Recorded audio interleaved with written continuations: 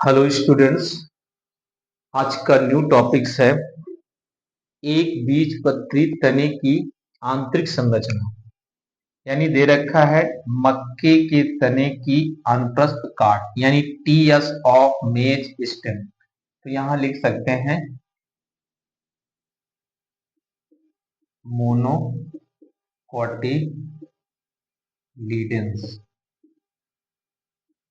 एक बीजपत्री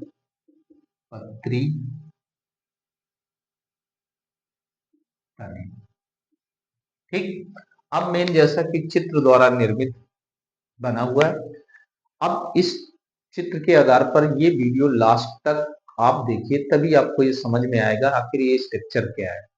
तो मक्के की तने को काट कर महीन संरचना काट कर माइक्रोस्कोप से देखने पर इस तरह की स्ट्रक्चर ऑलरेडी दिखाई देती है। ओके। अब पहले आते हैं, तो ये हमारा टीएस है, ये हमारा लॉन्गिट्यूडनल सेक्शन है। इसकी दोनों की कंपेयर मैंने संरचना बना दी है।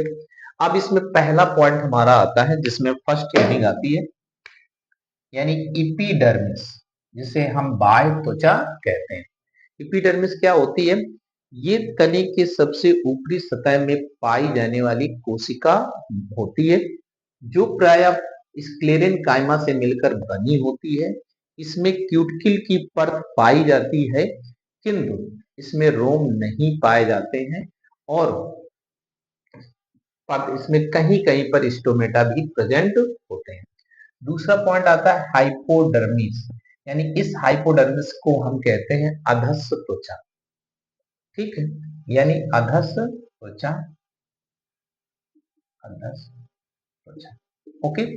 ये इपिडर्मिस यानी बाह्य त्वचा के ठीक नीचे पाई जाने वाली कोशिकाओं के समूह होता है जिसमें प्राय क्या होते हैं, पेरेनकाइमा यानी मृदुतक कोशिकाओं से मिलकर बनी होती है, जिन्हें हम हाइपोडर्मिस या अधस्स त्वचा कहते हैं।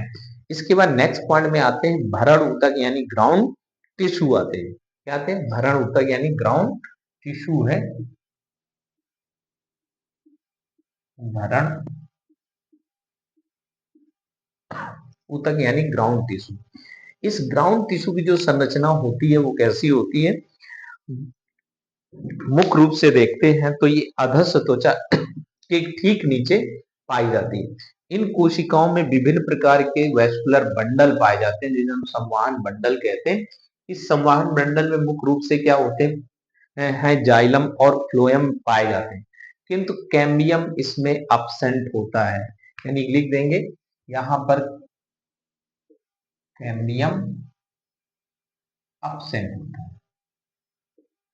ओके, कैम्बियम नहीं पाया जाता है। ठीक। जाइलम फ्लोएम कोशिकाएं पाई जाती हैं और इन जाइलम फ्लोएम कोशिकाओं में जो वैस्कुलर बंडल है जिन्हें हम संवाहन बंडल कहते हैं, ये संवाहन बंडल के आधार पर हम इनको स्टडी करते हैं। तो अब नेक्स्ट पॉइंट हमारा आता है वैस्कुलर बंडल है। ये बंडल यानी संवाहन बंडल को चारों ओर से सराउंड यानी घेरे हुए रहती है, बंडल शीथ कहते हैं। ठीक। अब बंडल शीथ के अंदर क्या ऊपर की ओर प्रोटोफ्लोएम पाया जाता है, फिर नीचे की ओर पाए जाते हैं जिसे मेटाफ्लोएम कहते हैं। इसी के अकॉर्डिंग क्या होते हैं, प्रोटोजाइलम पाए जाते हैं। फिर नीचे की ओर हमारे मेटाजाइलम उपस्थित होते हैं। तो मक्के की तने की जब आंतरिक संरचना हम अध्ययन करते हैं तो हमें भिन्न प्रकार की संरचनाएं दिखाई देती हैं। इन संरचनाओं से तय ये फिक्स करते हैं कि वास्तविकता में हमें मक्के की तने की ऐसी संरचना होती है जो एक मोनोकोटिलीडन्स के अकॉर्डिंग होती है। यही स्ट्रक्चर मिलती जुलती प्राय किसमें में पाई जाती है? गेहूं में गेहूं के तने में पाई जाती है। ठीक। इसके बाद बाजरे में भी पाई जाती है, जोंधी एक होता है उसमें भी पाई जाती है, स्प्रेगस में भी पाई जाती है, यानी इनसे मिलती जुलती संरचनाएं भी उपस्थित होती हैं। तो ये कैसा रहा टॉपिक्स और आप लोगों को ये फिगर कैसा रहा है? तो इसलिए इस चैनल को सब्सक्राइब करिए, लाइक करिए, बेल आइकन दबाइए और नेक्स्ट वीडियो में फिर आपको करूंगा क्योंकि ये इम्पोर्टेंट है, क्योंकि ये प्रैक्टिकली वर्क है, इसको फिगर से ही समझाया सकता है। तो ओके, नोट करिए। थैंक्स।